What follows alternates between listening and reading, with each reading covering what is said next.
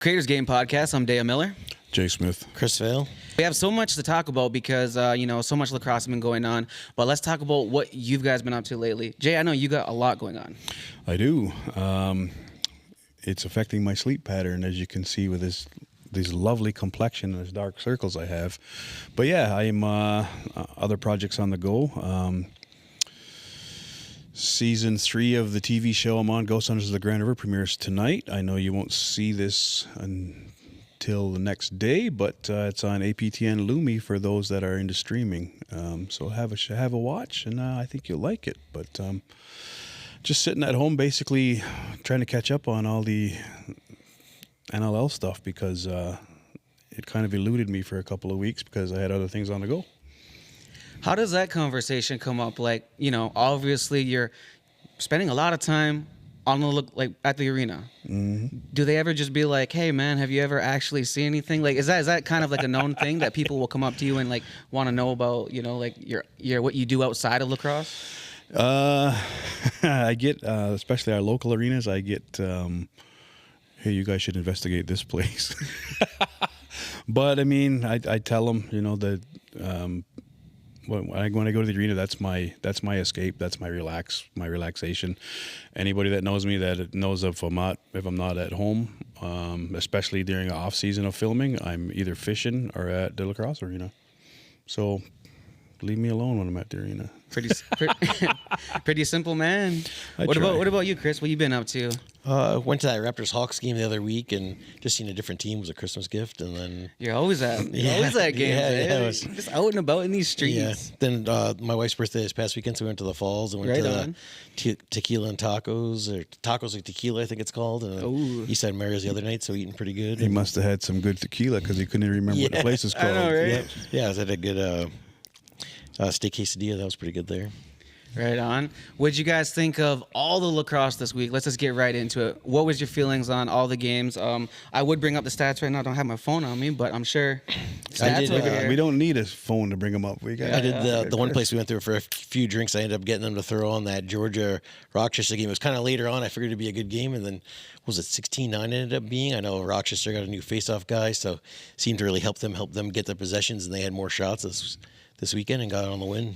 Yeah, that was kind of shocking, especially it was pretty lopsided. Mm-hmm. And because it was between that, I was surprised too. They always kind of say, if you're a betting man, go against Vegas, you'll win some money. And they ended up beating Albany. Tucker lymphoma night. Tucker passed away of cancer. And then his dad, GM head coach of Las Vegas, Sean Williams, and then his older brother, Dyson Williams, forward for Albany rookie. So they ended up doing that game with them two involved, which would be the first time that ever happened with both of them involved in the game. It was for a good cause. I mean, they've been having that game for quite a while, but that probably made it extra special that there was so much family involved. I didn't know is Buffalo still doing theirs this year, or because usually I know even the New York Riptide last year did one, so I know a couple other teams that were also trying to kind of have their own nights of it. So I have no idea. Yeah, we'll have to look it up. Look up the game nights. Yeah, too busy at the ILA watching our 3 junior teams combined for floor time on the weekend. And I was supposed to be there. I did not make it. I was there looking for you. I saw a couple scraps there on Snapchat and stuff, right? A couple guys fighting for spots. Wait! What? There were some scraps there. Well, different players and stuff, right? Trying to vie for a spot. Oh, I missed out on that. Well, I wasn't there for the younger guys' morning scrimmage the next day, but I was there for the older guys and even the guys they had reffing, Neil and Mitchie. They're like, that was fast. That was really fast. So kudos to these guys coming into camp already in shape.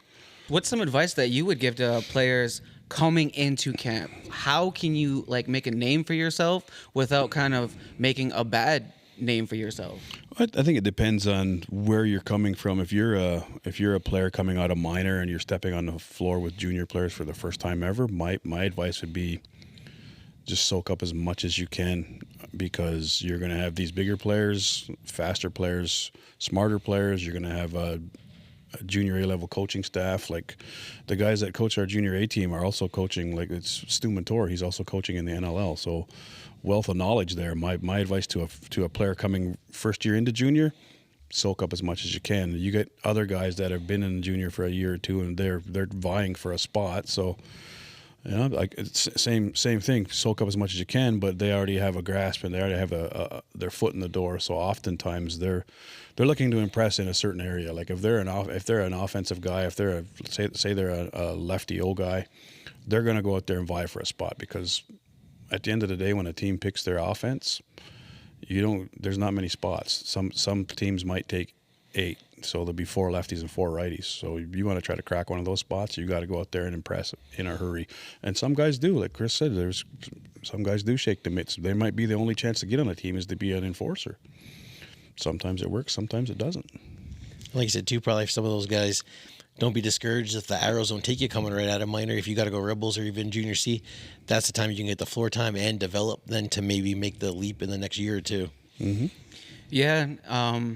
So like, so first tryouts, you got people like scrap it, right?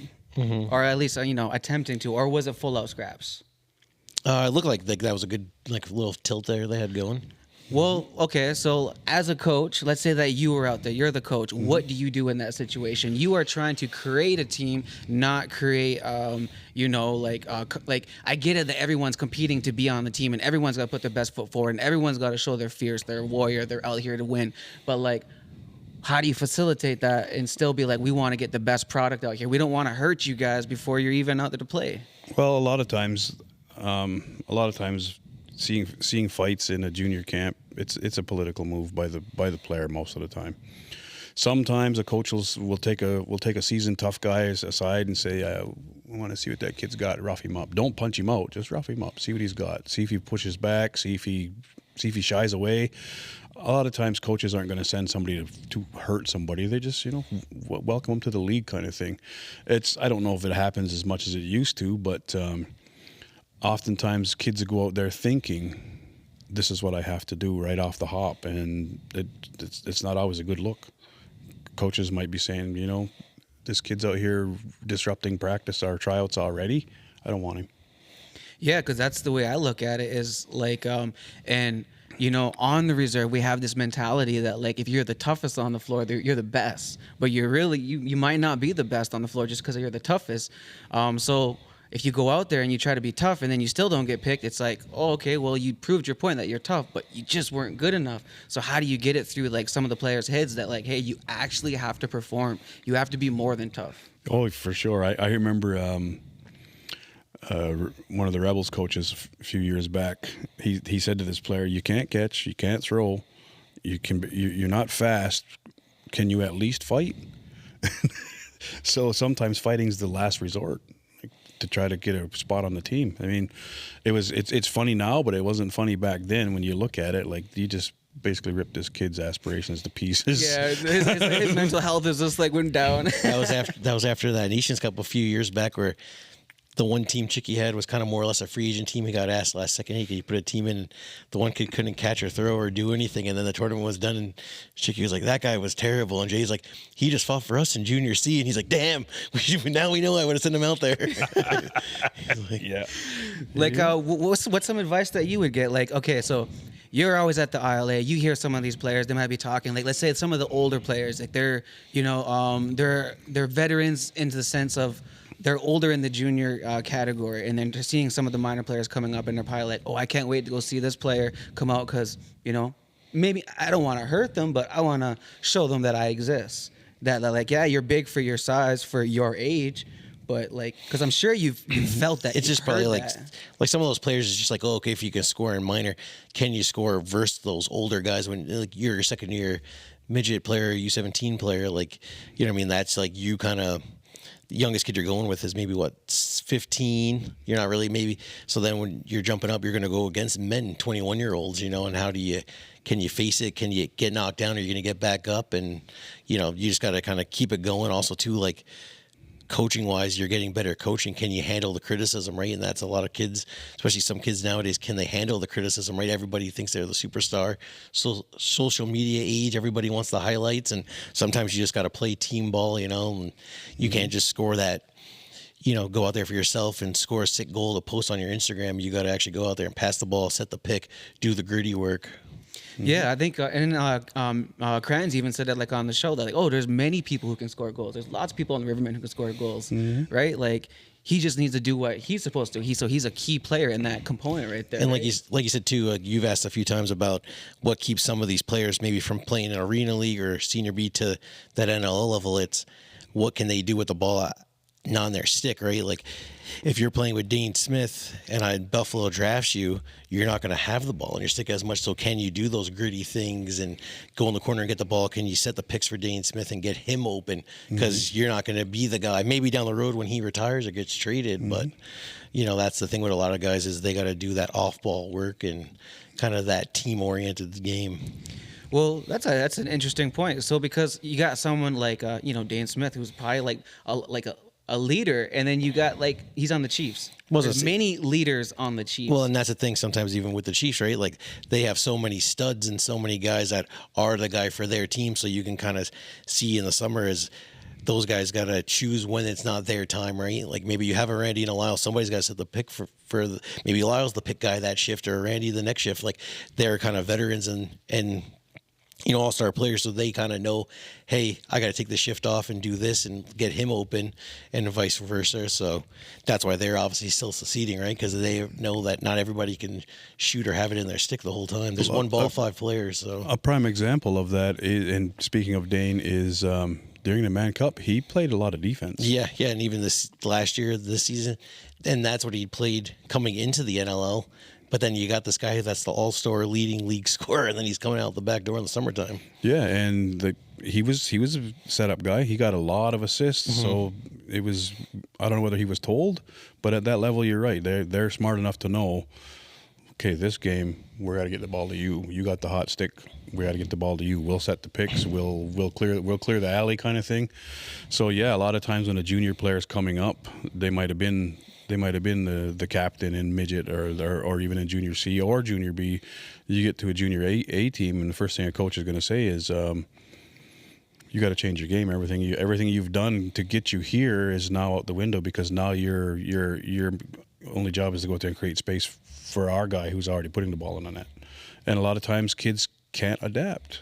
Yeah, they already got a formula. Can you work with it, basically?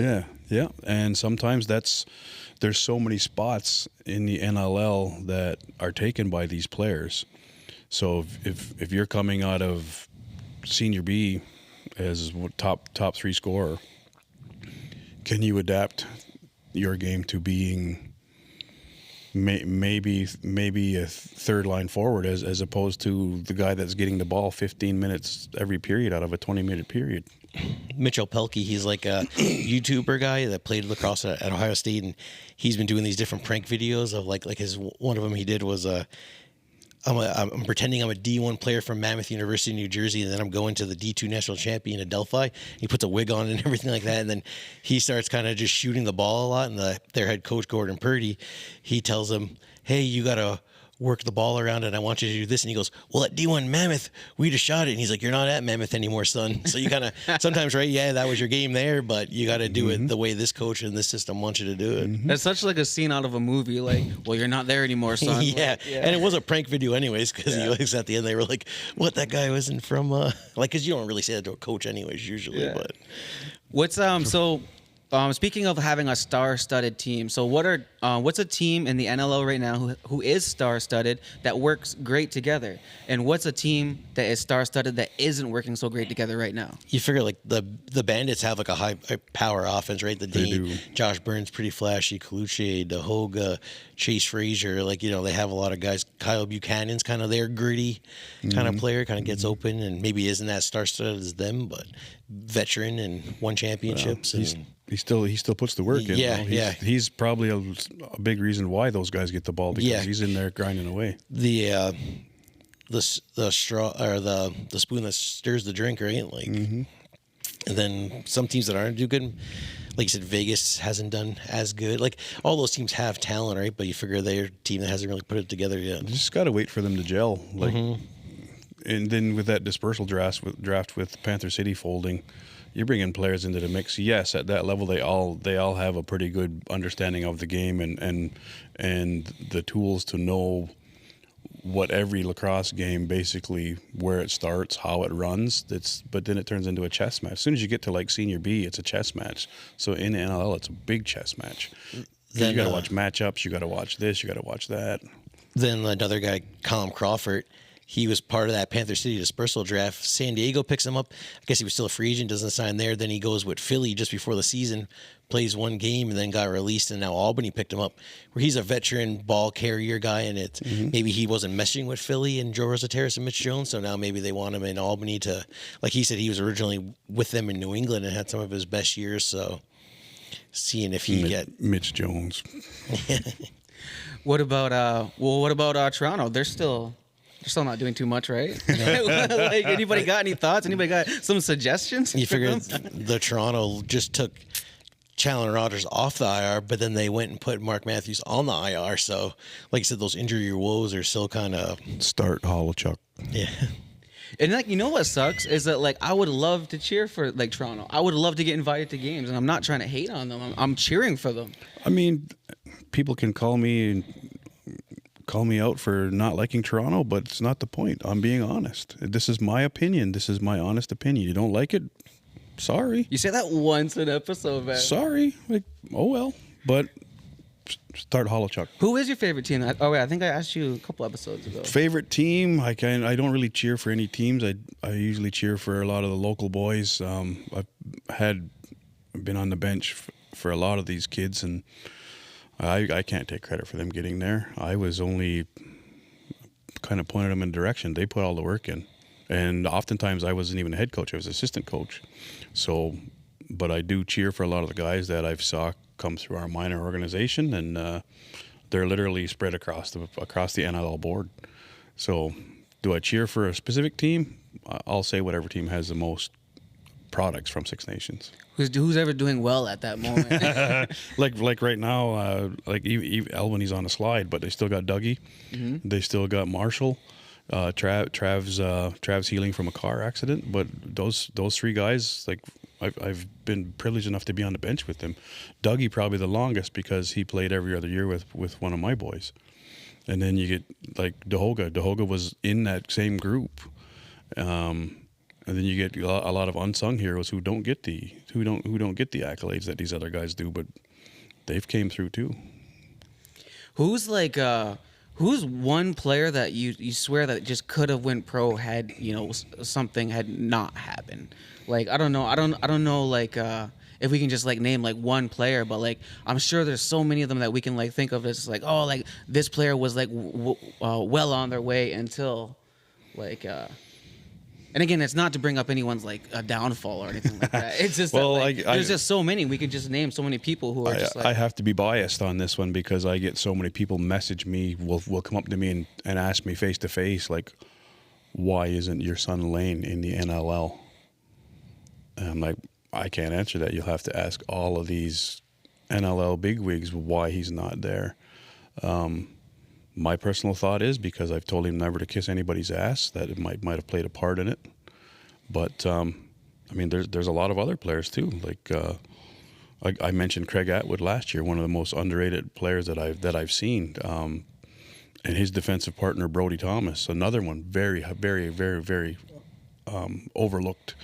Those two together are a deadly combination, but they get overlooked because they might not. They're not ass kissers either. Chris Atwood, we talked about him. He had a cup of coffee in the show. He's another one that I don't know what the issue is with him. He's got the talent. We better bring him on the show so he can answer that. But like, I feel like it's got to be more than talent because, like, again, and when you say like ass kisser, like I understand what you mean. I understand that you kind of have to cater to some of the people who can like financially get you to the point that you have to get to. I understand the politics of any sport, anything that takes accolades to get somewhere. That sometimes you have to like show up for meetings that you shouldn't have to show up to. Sometimes you have to go for lunches that you shouldn't have to go to. Sometimes you have to go to different things that it has nothing to do with what your actually objective is. But like so like a lot of times, again, people still ask, what is the route to get to the big show? Is it just literally grinding your ass off every single day? Like when I sat here with Warren and I said, like, I remember you 6 o'clock in the morning doing push-ups 3 hours before practice. Like, is it that mentality, or Because like I never thought of Warren as like an ass kisser or nothing like that. I just thought that like No, he was driven. Well, so like is good like, player. What, yeah, So like it's- what could I mean, what I'm not is the route? I'm though? not saying these guys in NLL Yes. kiss anybody's ass. They've got the talent. They've been a lot of them put in the work. They all put in the work. But in some cases, guys that why aren't you there? There's reasons that only those people on the other side can answer. Yeah, like when a lot of people, Warren's putting in the work every morning. I just read an article yesterday that said, kids that want to be D1 athletes don't understand the work you got to put in, not only to get there but to maintain it. Because say you become a Division I athlete in NCAA sports, and all of a sudden you're where you want it to be, but can you maintain your level of academia and fitness and all of this other nutrition on your own? Because mommy's not there to make your lunch anymore. Are you able to do it yourself? Can you get up and put in those 6 a.m. push-ups? Can you go for that jog? Can you have a nutritious breakfast and then maintain your studies and do all the other stuff you have to do as a D1 athlete? So the course, even when in the NLL, the course isn't to just get there; it's to maintain and stay there. And like you said, that's probably the biggest thing of different pro athletes. Sebastian Telfair didn't have a good NBA career, or even some of these guys, right, coming from poverty, like Stephon Marbury is like, oh, making the NBA was getting my mom out the projects and stuff like that. He's like, I wasn't looking to be great like Kobe Bryant. Obviously, Stephon Marbury was good, but different, goals in life and stuff. And then, but that's the thing. It's like you get drafted, or you'll hear some guys on draft day for NBA or NFL, right? Like, oh, this was the dream to get drafted, but now it's continue the work. And, the average is 3 years for those pro athletes. So how do you kind of stay above that average and maybe play 6, 7, 10 years in the show? Well, I think a lot of it too, because for some sports, there's clauses put in that you have to have X amount of players from a certain area. Like the CFL, there has to be an X amount of Canadian players in the CFL. It can't be just overrun with U.S. guys, because it's like the NLL, like hockey. For the longest time, it was 90% Canadian-born athletes in the NHL and in the NLL. I don't know if the NHL has a clause where you have to have X amount of U.S. players or X amount of Germans or Sweden or whatever. But I think at one point, and it still might be there, the NLL had put a ruling in that you had to have X amount of U.S. based players in the league. Is it a bad thing? I don't know, because I think we can all sit here and look at each roster and go, there's better players that tried out for them and got cut. Well, like you said, too, that's kind of why I guess when the Bandits came around in the 90s, that rule was kind of shortly waived because they were close to the border. So then they went off and ripped off all these championships in the 90s, and then Ontario Raiders turned to Toronto Rock. Then that rule got waived again, and half those guys ended up leaving the Bandits and going to Toronto, and then they ripped off all the championships. So was it easier than to win the championships? We're now 14-team league. Things are a bit more spaced out. Is it harder nowadays to win a championship than it was in those 90s and early 2000s? Don't get me wrong. U.S. players are phenomenal. The route to the NLL for them seems to be a lot different because a lot of them are field-based players. And I think, like Lax Mag, too, they just posted that picture was, I forget the GM's name, but it was the picture with Casey Powell, and it had two other guys there by the beach, and that's what they're saying, that Anaheim team was a lot of U.S. box players. They kind of got killed, and then the team folded, where they were like, oh, if they brought in a few more Canadians, they get some more wins maybe than in Anaheim still has, lacrosse. What about and this is just kind of specific to our players here on Six Nations or just indigenous players in North America. What about culture shock? Do you feel that culture shock is kind of some of the reasons that the players don't make it to or maybe that they do make it to the big league, but they don't stay there? Oh, 100%. For our kids here on Six Nations, growing up in the last 20 years, going away to school, specifically Syracuse and then Albany, Onondaga for JUCO, those were the end goals. Those were our kids wanted to go. And the good thing about going to Onondaga Community College or Syracuse is we have our Onondaga Nations right there. And like I have friends there, so it was easy when one of my boys went because I had friends right there in Onondaga. So if they got homesick, they could just kind of go, go over there, go cheer them up, whatever. But it's a huge culture shock. Like all of a sudden, for a lot of kids leaving the res and going to high school in Brentford is a culture shock. And then you culture shock them again 4 years later, and when they go to a school that has 70,000 students enrolled, like at Syracuse. So yeah, it's culture shock. They get homesick. They come home. Like you see a lot of kids that it's good that they're only a couple hours. Like the kids that went to Genesee, it's only an hour and a half, 2 hours away at the most. So you could see them same day. I'll be there this afternoon kind of thing. But you get kids like Brody Thomas, young Brody Thomas, not my Brody. He's in his 30s now.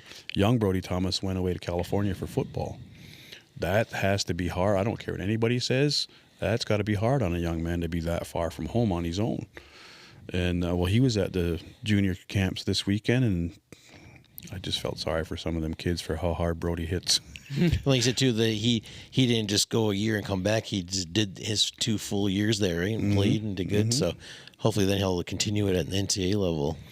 It's got to be difficult though. I mean, even for me, as I was involved a little bit with the PBLA a couple of years ago when they first started out, and just going over there for a couple of days at a time, and it's a business at that level, at any level, even for these teams here. It's a business. It's a little easier to run when they're a hometown team and you know everybody. You get anywhere else, and there's a task or a job put on you. It's tough if you don't know anybody. Like I was trying to help out with the PBLA, they were trying to help me, and I was talking with a lot of the people who were behind the scenes, and I was like, this is going to eat me up. Because they wanted me to, boom, boom, this is what we need here, boom, boom, boom, boom. And I'm like, hold on here. One player, I think, Caleb Benedict, I think he had his first goal of his NLL career, I believe. I know he at least did score on the weekend. He had a nice highlight goal on the Onondaga guy. Kind of a rookie because he was drafted last year but had shoulder surgery after training camp. So it's good to see him kind of succeeding. And I don't know if he'll play summer ball anywhere. I know he was on Orangeville, then would have got hurt in training camp last year, got surgery, and now is back with Georgia, so he didn't play anywhere this past summer. So I don't know if he'll go back to Can-Am, go to Onondaga, maybe come Ontario. Might have a spot for him. Yeah. What about for yourself though? Like, because even culture shock for you, like coming to Six Nations, like, when you were like, again, you're from like New York State, right? Yeah, Long Island. Yeah. I mean, it's like good. It's different or whatever. It's more. It's a decent drive, right? Yeah, well, it's like 10 hours. Yeah. I know. It's like different, like country style, like country wise. Yeah, like, but like it's different. The culture is different. Yeah, because like you figure too, it's just like you don't get on a train or bus ride. It's more like in the country rate and everything like that. Like, what was your first like when you first started playing lacrosse? Like, did you ever hear of Six Nations? Did they like talk about it and stuff like that? Yeah. I went to so like I remember like being in like middle school. So what's that, like 04? I remember like getting that Inside Lacrosse where it's like W Palace is on the cover and Rutgers and stuff like that. So I remember that, and then I remember 06. No, I guess it would have been 08. One of those years with Jammer. I went and watched them play Nassau Community College down 20 minutes from my house. So that was Jammer, the Thompsons, and all that, and he had like the record or whatever that day. I guess he tied Stu Montour's record for most goals in a championship game. And then I went to Herkimer with Marty Hill, Andy Jameson, Pete Hill, Craig, and all those guys. So, and then afterwards we went to Utica. I went with Trent Thomas from Aqui, Matt Thompson. So I went there for like a fall brawl tournament once. That was pretty cool. And then I ended up talking to Trent Jacobs, and I said, hey, you want to come to Utica too? And then he brought Trey Adams and Corin Sunday and all these guys. So there was a good, and then they ended up getting tons of more native guys after that at Utica. And then back in the day, Ike Copper, he was an Onondaga guy, and I said he was in between schools. He ended up going to Adelphi on Long Island after, but I got him to come to look at Utica too. I told the coach, here, throw me your cell phone number on the bus, texted him and said, hey, you want to come here for a visit? And they were like, we couldn't even get him to give us a look out of high school. And I ended up getting there, at least on a visit. Adelphi had his major and stuff, and I've seen him a couple times. I think he was at a Chiefs game this summer. We talked, and he was trying out for Iroquois Nationals a couple years ago in Syracuse, and we were talking, me and him. So, But yeah, like the reason I ask you about like culture shock and coming here a little bit is because it can be the kind of the same thing as like when players play on Six Nations, right? We're so used to the culture of lacrosse here. Yeah. And you go to like someplace else and it's like really a business. It's like, hey, no, you're paid to, like, you are here to play lacrosse. This is what you're gonna do. It's almost like in basketball they say shut up and dribble. It's like, but in lacrosse it's like we'll go out there and play. But like here on Six Nations, the culture's a little bit different. It's like this is more than just shut up and go out there and play type thing. So like it can be a little different. Did you find coming here to play when you played lacrosse on Six Nations? Did you find like the culture a little bit different? Like was it a culture shock of how serious people take it? I think it's just the fact that like everybody plays is cooler, right? And like back home, I had my buddies, like different people play, but then a lot of buddies don't play, right? Or like not everybody knows lacrosse. It's not as big. Like it's still pretty big. Like Long Island is one of the better places in the States, right? But like, not everybody's kind of going to watch the town games. Like it's just really high school, right? Where here you got it's more minor and junior and senior, right? There's no real actual senior lacrosse besides maybe now that those NABLs now and stuff, but it's just more or less men's league and stuff like that after, where here it's definitely everybody's pretty much involved in lacrosse, or you drive around and everybody does have the nets.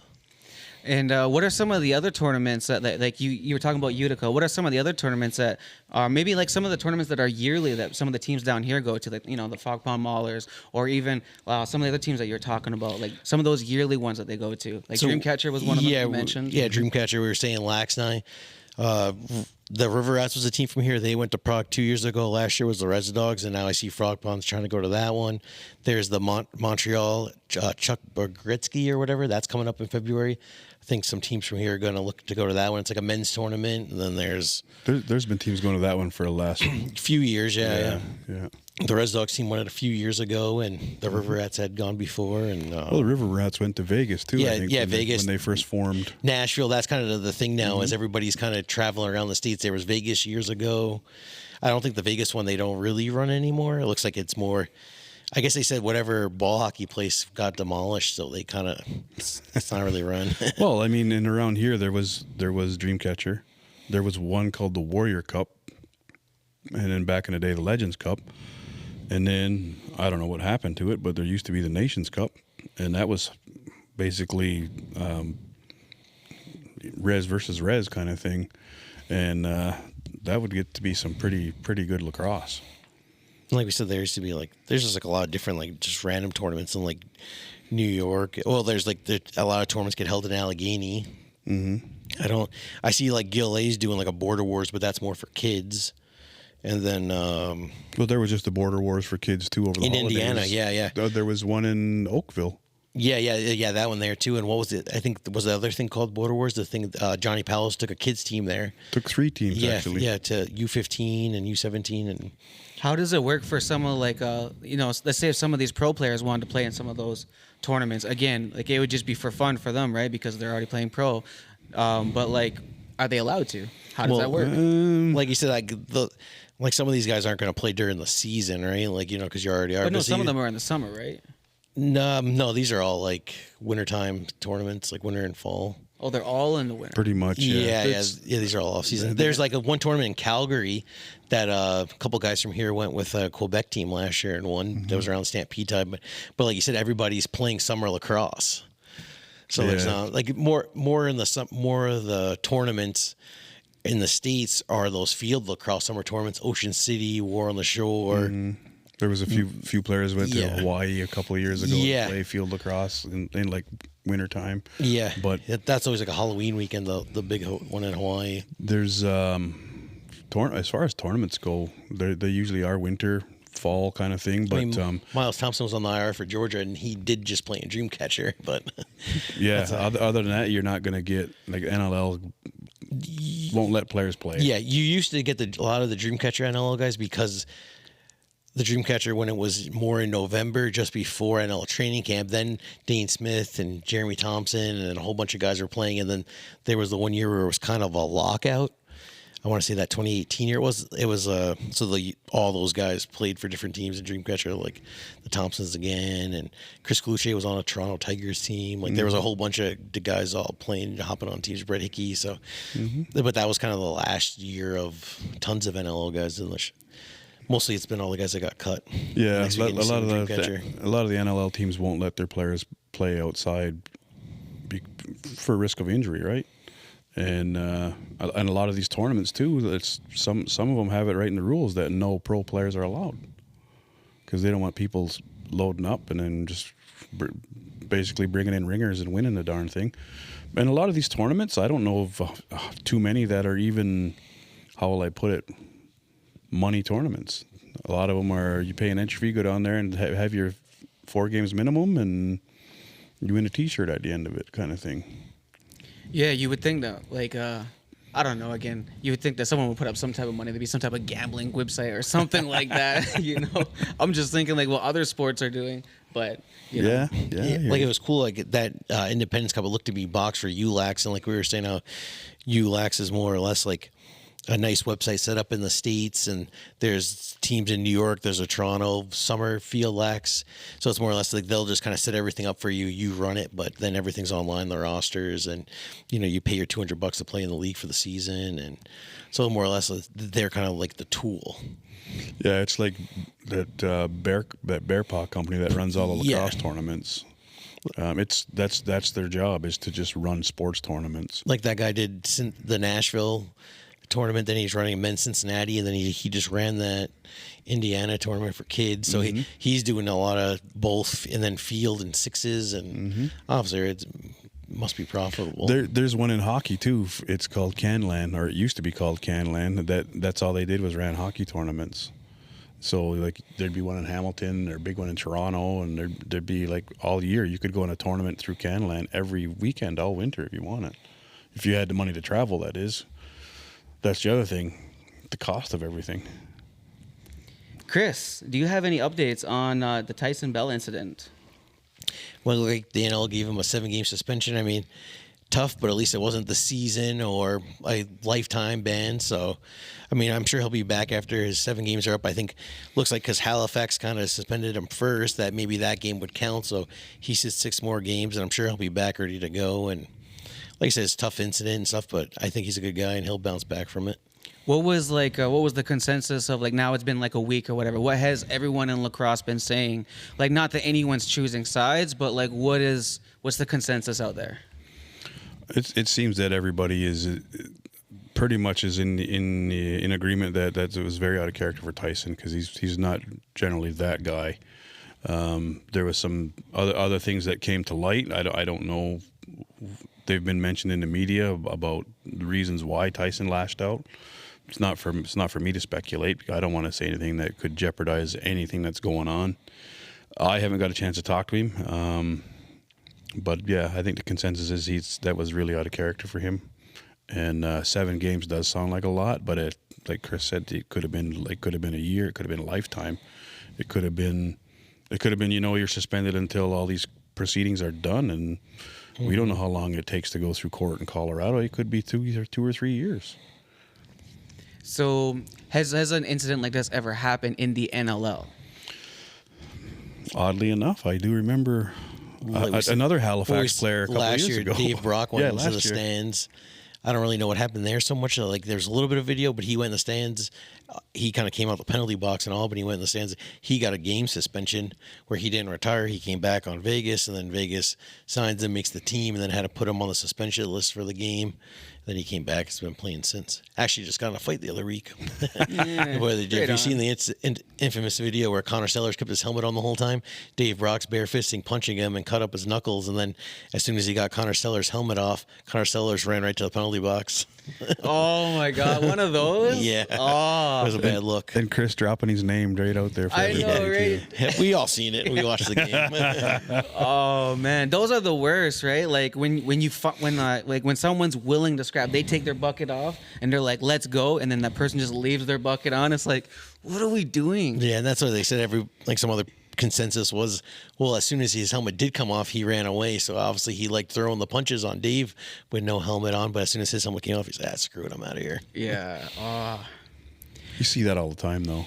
See it all the time. I seen it in one of the first games this year with in the ALL, and in a Bears game, some roughhousing in the corner. The guy was cheap shotting the Bears player, low checks just below the kidney pad in the back.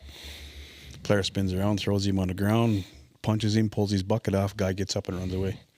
Then for Halifax, Dawson Theed, he got a good fight too the other weekend with Warren Jeffries, but he's actually having a really good season, big kind of power forward. And, he's been scoring goals, going to the net, and also passing, making some assists. And I think he's been definitely a bright spot for Halifax on that left side. Mm-hmm. And he can knuckle up. Yeah. Former Quebec League hockey player and played the university out in Nova Scotia, so tough guy. What about any other incidents like this? So is this kind of like the first of its kind, the first time that we've actually seen it kind of hit the media? Because before you TMZ said that, and stuff like that. Yeah, and usually it always is in lacrosse, right? The goalie fight a few years ago, it's always the crazy shit that happens that ends up. That's when lacrosse always gets the light. It's not the first time it's happened, and it probably won't be the last. But it's as rough as lacrosse gets or can be. Those incidents, I think, are far less than in, say, a hockey game, or you don't see it often in the NHL where players are going after fans anymore. But you think back to fans that were used to goad Ty Domi, and one fell right in the penalty box and he punched him out in there. I think the like Tyson Bell incident happened. They said during the anniversary of the Millbury going into the stands, Boston Bruins, and hitting. They were literally it was the same day. People were sharing on Twitter. Yeah. 40th anniversary of that happening. And like I said, basketball, there hasn't been too much incident around our test incident, but in basketball there is a lot of NBA players giving the FU back to fans or getting them kicked out of games, right, for heckling. Well, and that's the thing too. That happened at an NLL game. You wouldn't see that happening at an NBA game because there's no barrier separating you from the players. Yeah, and that's when you'll see Jamal Murray, or how many times Russell Westbrook or LeBron go over and get the guy kicked out, right? Oh, LeBron will go over there and ask the ref. Yeah. That's 'cause hey, he's sir, can you get this soft. gentleman to leave? I'm not a LeBron fan. Screw him. Yeah, it's a wonder he don't go over there and flop and say, that fan pushed me. Yeah. Oh, the wind. Yeah. I'm not a LeBron fan either. I'll get his second son on the team too next year, right? Yeah. He'll be number one pick. So what else happened in the NLL this week? So we covered the Tyson Bell incident. The consensus was that everyone kind of feels that that's not in his character. It was out of character. And then it was a 7-game suspension, right? Yeah. So he still gets to play again this season, right? Yeah, he should be. He'll be back. Yeah. So I think I'm assuming the one he just missed when Halifax technically suspended him, I'm assuming that would count. So technically it would just be 6 more games. This last weekend Halifax was on a bye, so he just should at least sit at least 6 more. It should count. I'm not sure their suspension policies in the NLL. I know. Yeah, like you said, usually the OLA that would count, right? I know here, as soon as you know your player is suspended on the next game sheet, if they haven't decided how many games they've been suspended for yet, I know that they will let you know, okay, your player is suspended until a hearing. So you put on the game sheet 1 game of, it's usually a question mark. With there's a new app that every league uses now, Game Sheet app. You can't put a question mark where there's a number supposed to go. So I got to put 1 of 99. Even though they only might get 2 games, if you don't know, you still have to put 1 of. So I don't know if the NLL is like that. I think it should be. A lot of these players are coming out of organizations like this that it's as soon as you're suspended and you know about it, it's recorded. So I had players in the summer get 7 games, 9 games, whatever, and by the time they had their hearing, they had most of them served already. So it works out sometimes in a good way. And we were down there at the ALL there. How'd you feel about the games this weekend? Oh, man. Because I heard some comments. You had some comments about the Bears there, even though your son's on the Bears. Well, the Bears, I know the coaching staff. I haven't had a chance to talk to them. Maybe they won't want to talk to me after this. I really don't care. They're friends of mine, but take it with a grain of salt. I'm a coach. I get criticized all the time. Oh, well, whatever. The Bears need to get, in my opinion, they need to get players that are committed and that will show up and not change their roster every freaking game. I got potentially have three sons on that team. Brody's been out hurt. Seemed like every week Lane had either he was sick or his kids were sick, and then John Perry Smith. He's been a pleasant surprise because he took a year off, hadn't played, and now he's stepping into a role on a semi-pro team, and he's doing well. But you can't gel and you can't mesh with your teammates if they're new every single game. You can't. Is one of their issues too of both those guys, one guy being head coach in Brooklyn, the other guy in Newtown, that they have to kind of get on the same page of kind of, hey, I'm the head coach, you're the assistant coach, and we're kind of going to run one system. I hear a lot of that.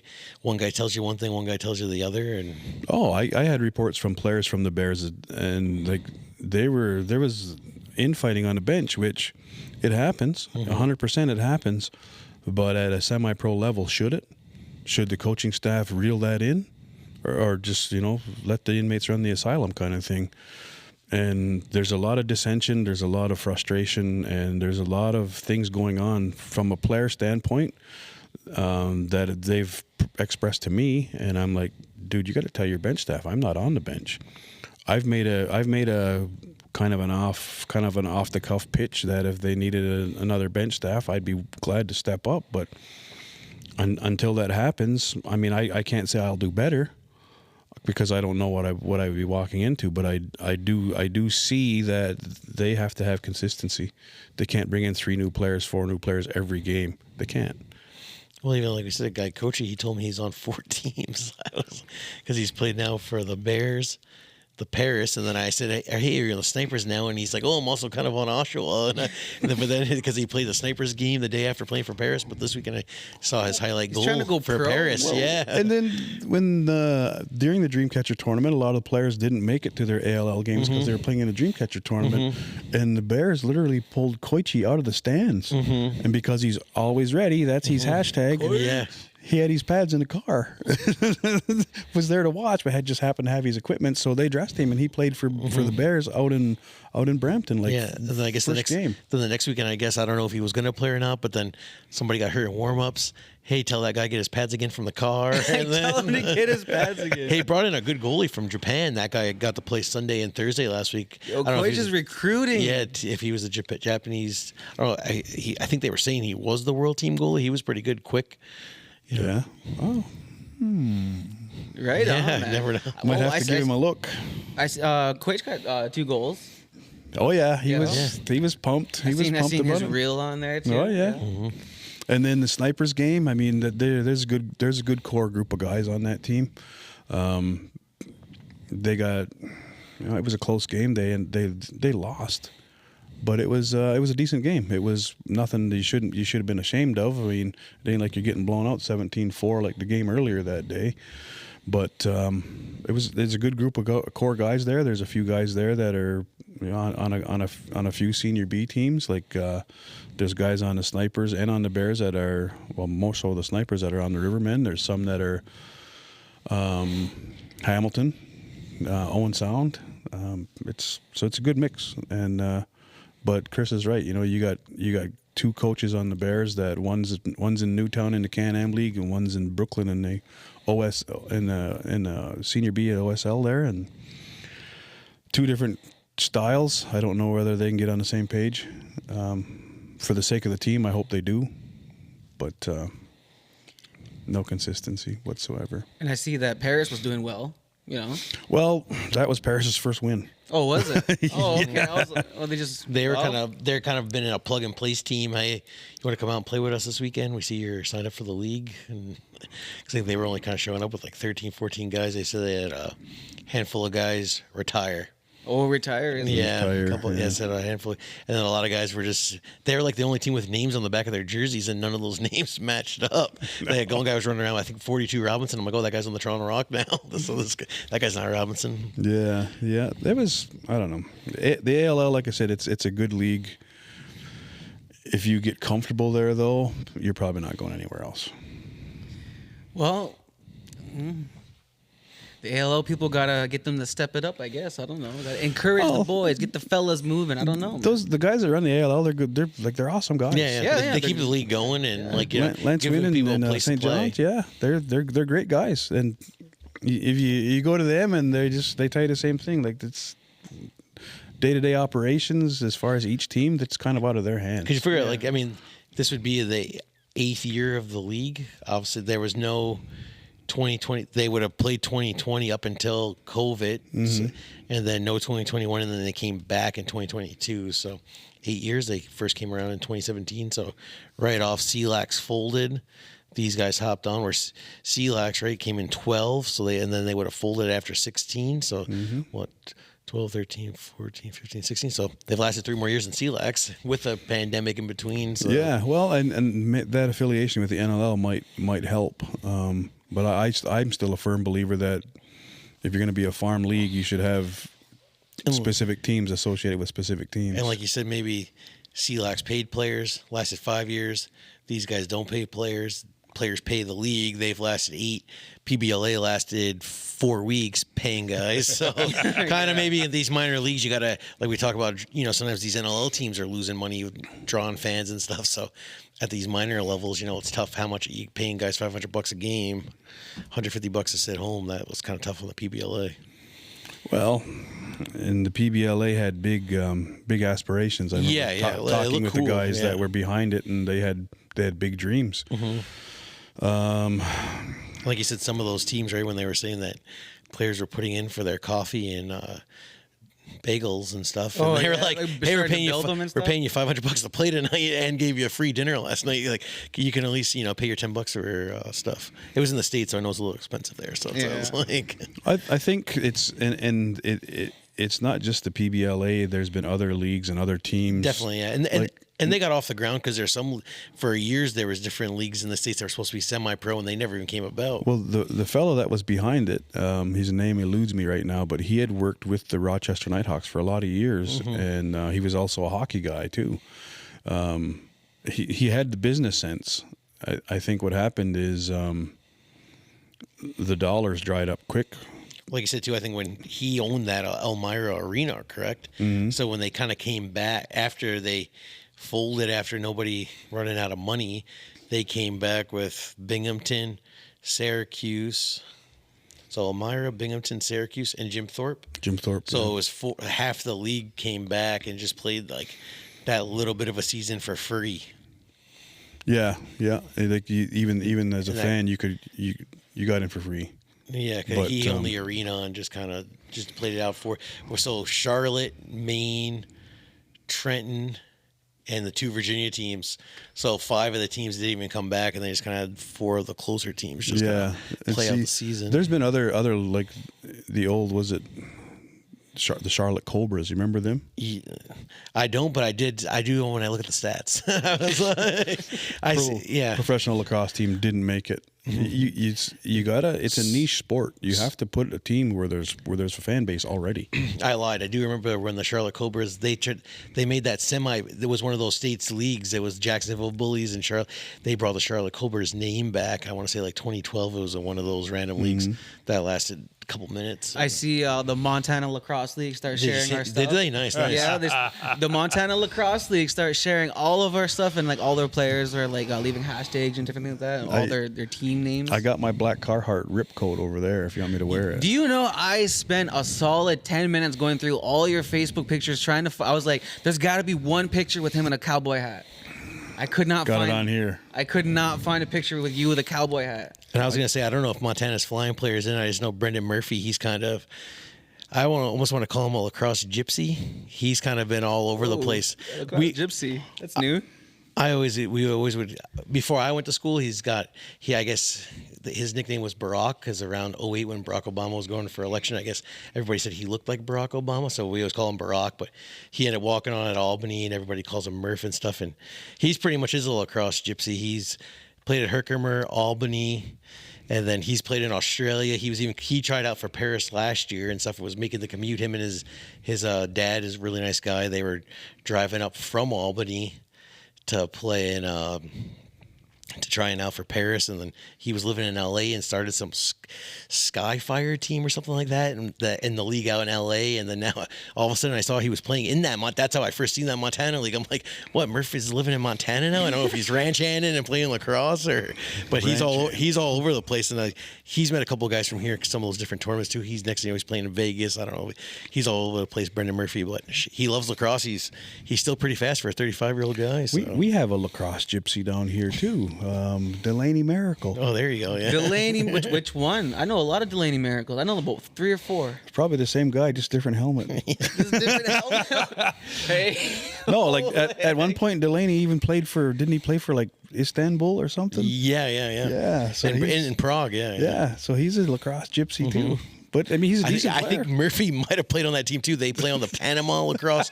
Murphy plays Panama lacrosse, and he was playing in the tournaments down. My buddy CJ, he played on the Istanbul team too. It was like, they played on Team Panama and stuff in that. So, speaking of lacrosse gypsy, so we're gonna bring it right back to home base here, men's league. You were there. I was there. You were there. I was there. You missed it. There's like 2 fights. yeah, dance with Chance or whatever. Yeah, right? He still got her, I guess. What was your thoughts on the fights that night? Well, I was sitting there, and we kind of all knew it was coming based on things that happened at the Dreamcatcher.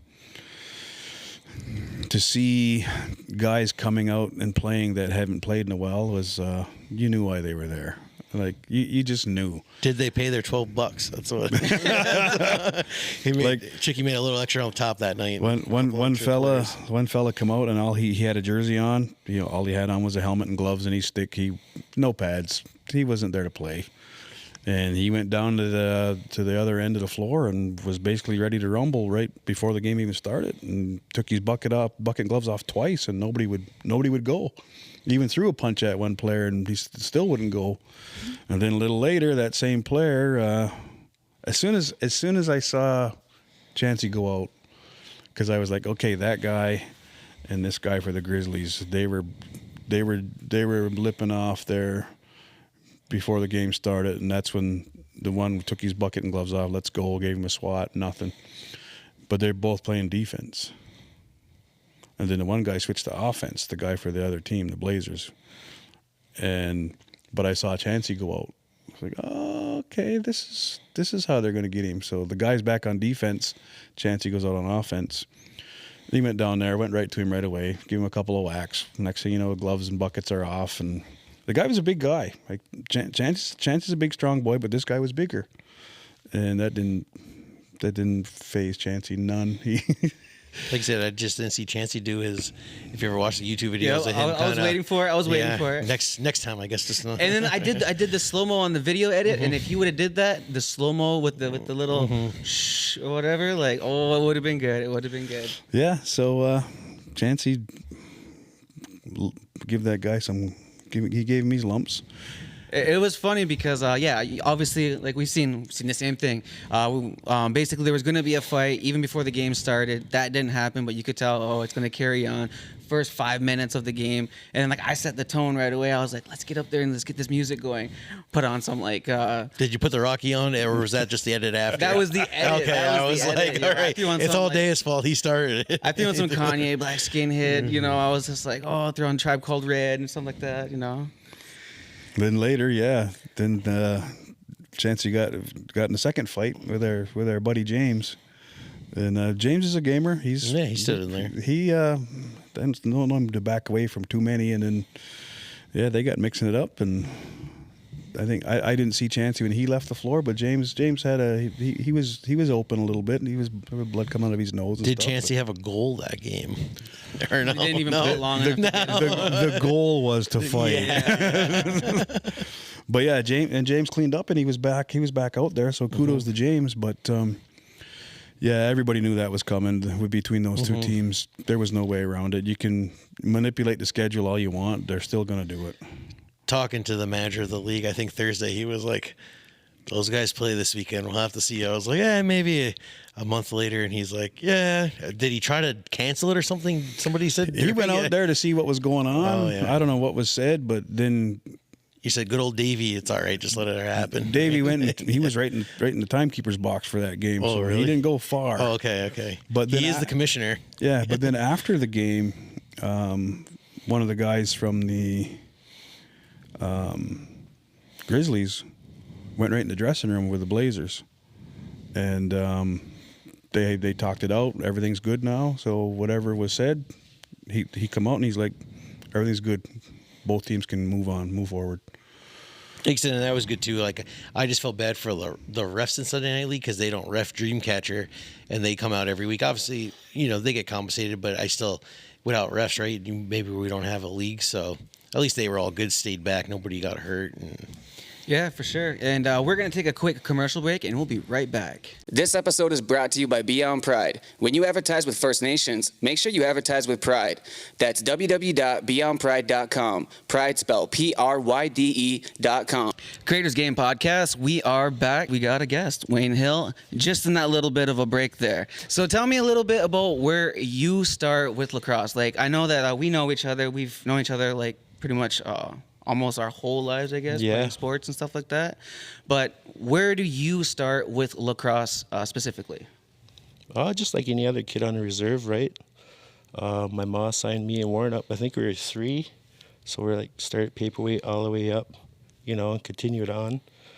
And started from there. But really, started out big lacrosse family, right? The Bonbury side. So we all had sticks and, wherever we look at the family gatherings, we're playing catch and whatnot. We look around the living room, you see Corey, Hambone, Roger, Stewart, then Grandpa Cap, pretty much at the head of the family of lacrosse. So, so we grew up with it every day, basically. So, like, and again, your brother is Warren Hill, so we've heard his side of the story of, like, him becoming a goalie. Were you ever, I was never going to be a goalie, in that situation to be like, hey, we got you we heard the story, right? We got you the pads, you got to play it now, right? Like, yeah, I remember that. Or was it always just being a player? I've always wanted to be a player. Didn't have an interest going in net. I don't know. With Warren, he had it, we didn't have a goalie, so he said, yeah, I'll give her a try, So he went, and he's been there ever since, So, and look where it's taken him, right? So, like, and part of, like, being a twin and having Warren, so, like, it was good. Me and him were always in the yard, so I was fortunate enough to have somebody to always play with, play catch, shoot around on, and, even in the yard, right? So he helped my game too, with being as a player. And I feel like I helped him as a goalie, right? So he had somebody to shoot on him all the time. And we had these little backyard battles all the time, and he'd cry about me shooting too hard or whatever. That's the nature of it, right? So, like, but ultimately, I felt like we worked with each other. We helped each other get better at, certain aspects of the game. So it was good. And when did you guys both start playing like competitively? Because in the minor system you're kind of just learning, right? But like, when did you guys start seeing that you guys were excelling? You guys were becoming a part of that that Bonbury legacy of, like, oh, this whole family's good at lacrosse. I would have to say Pee-wee, like Pee-wee age, because, like, when we got to Pee-wee, there's a thing coming out as the Nationals, and we were, like, me and Warren were part of the first.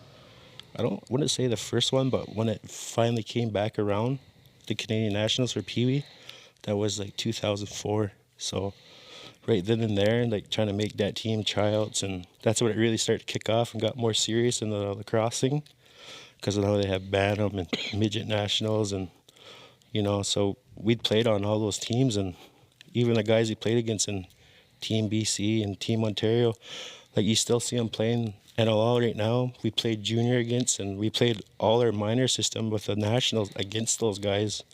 Like, it's crazy to think, like, you see Frankie Scigliano, right? Like, Warren and him kind of been battling ever since Pee-wee, for real. Like we were Pee-wee and Frankie was 6 foot. It was nuts. Really, holy, like, So that's where that started. Then you had, like, myself and Randy Stotts and Lyle were on the same team there. So like all those other guys from, Ontario and BC, we played against all the way through those minor systems. then into junior, then, you know, those guys are playing pro now still. You know, so it's really cool. It's like full circle, really.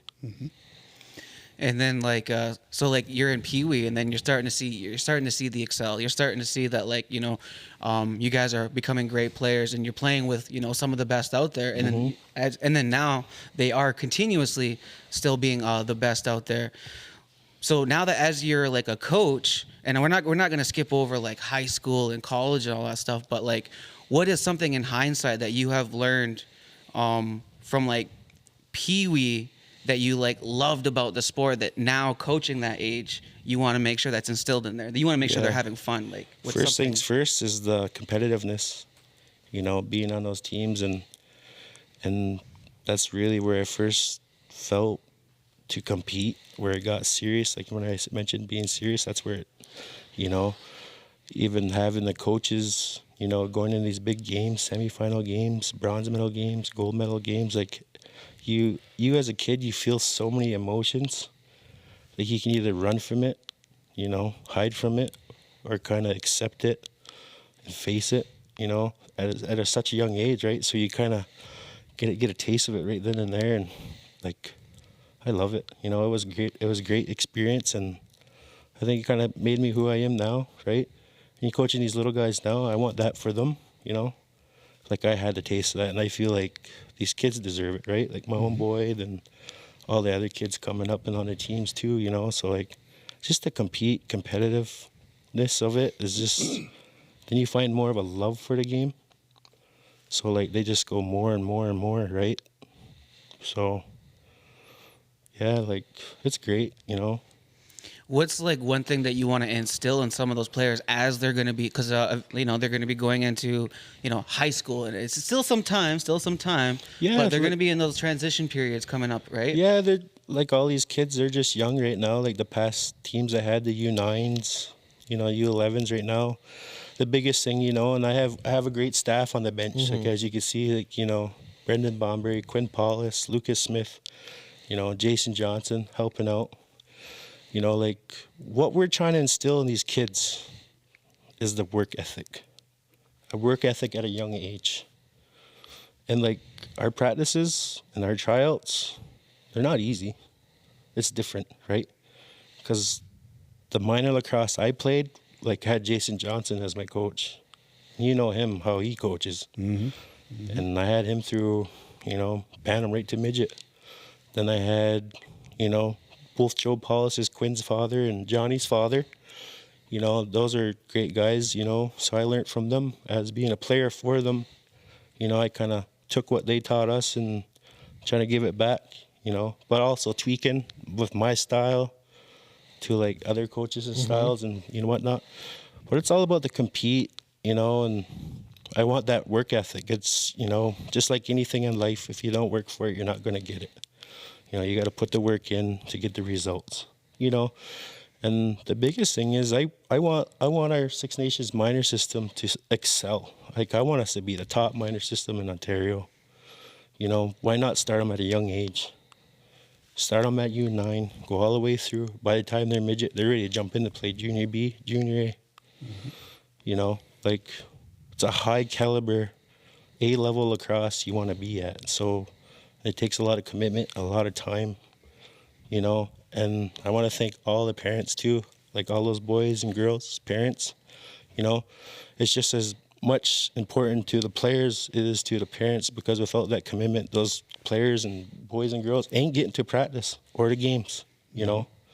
Take time out of work, leaving early, you know, go to tournaments, games. So I got to thank the parents, you know. They're trying to instill that into their children as well. And that goes a long ways, you know. I just want the best for these kids. And then like some of the coaches that you were named there, you've obviously played with them growing up. Yep. So like speak on some of like how they were as players, and then how they are as coaches. What are some of the values that you like in them that as coaches that you're like, oh yeah, I can see that like they're a good coach because they were a player, and like I can see that they're bringing like so like for example like Luke, like what's an asset of him that he brings to the team? Great guy, you know. With Luke, you know, he's my D guy. You know, he's strictly D. He loves it, you know. but he's intense. He brings intensity. You know, he's vocal, he's loud, you hear him, and that's what you want, right? It's kind of like the whip of the team, and you need that, right? I can rely on him. All those guys on the bench I can rely on, like Quinn, you know? He's got a different demeanor. He's a little more on the quiet side, a little more chill, you know, and you need that at times. He's a very smart guy, like offensively and defensively. He's, you know, a lacrosse player both ways, and that's the same way with Bomber too, right? Bomber's pretty calm and chill, but sometimes, you know, when it comes, he'll fire up too, you know? And, like, they're all great players. They all played, you know, we play together, Arrows, Rebels, and all that too, right? You know, Bomber's still playing in the show right now. So it's good, you know, and with Jason, can't say enough about that guy, right? Look at his resume. Yeah. You know, I talk to him, I pick his brain a lot. You know, he helps me. You know, he never says no. He's willing to help, which is great, you know, and, you know, he's a great teacher. And I appreciate that about him. And, you know, and that's the same thing. All we want is the goal is to get these kids to be the best that they can. And that's already showing, man. Like, it's crazy. Like, who wins it? Like, U9 and U11, you know. But like I said, it's a lot of ups and downs, too, with some adversity. But, you know, with all the coaching staff and whatnot, like, we all gel together and same goal as every year. You want to make that one team. You want to play A. Once you make the A, and win provincials. Right? Like, same with me and all the rest of the coaching staff on the bench. You know, like, you're not signing up just to coach, whatever. Like, you want to go win, right? Mm-hmm. Like you said, prove a point. Like you said, too, like, you remember all the guys, those good players playing in the show now that you played versus minor. So this group would kind of, from U9, U11, U13 to junior, probably going to be playing versus those same kids, and they'll have memories of, hey, we played this kid in minor, we did this, and now we're playing them in junior and beyond, right? Exactly. Like, you know, like they got this year, and there's even kids moving up this year. Like, you know, you got Ken's Longboat, you know, Keaton Mike, Craig Smith, the Kick Nosway twins. You know, they move up to U13, right? That's when the nationals start. You know, that's coming back now. Yeah. First Nations Lacrosse. So that was part of my mindset this year too, is to get these kids ready, because U13's right around the corner. And by that time comes, to be able to excel, you know, have a very strong chance of making those teams. Like you said, it's good. Because that's where it starts. It's good too. Chuck Brown and Tyler Brown seemed like they were kind of excited for that U11 group to come up. I was in talks with them and that. You know, I was actually supposed to go this past summer out to Saskatchewan, but just my hands were tied with the Rivermen and the minors. You know, like, it's just so dang busy. So unfortunately I couldn't go. I would have loved the chance, but I had to bail last minute. It felt bad, but you know, it was an opportunity. I really appreciate them reaching out, but it just wasn't the time. It'd be nice if Ontario and OLA brought it back where it wasn't whippy during provincials. Mm-hmm. Yeah. A little bit of trivia for you, Chris. I bet you didn't know this one. Wayne and his bench staff are the only full bench staff to win the Russell Beef Smith Coaching Staff of the Year Award 2 years in a row. There you go. Yeah, it's a huge honor, you know.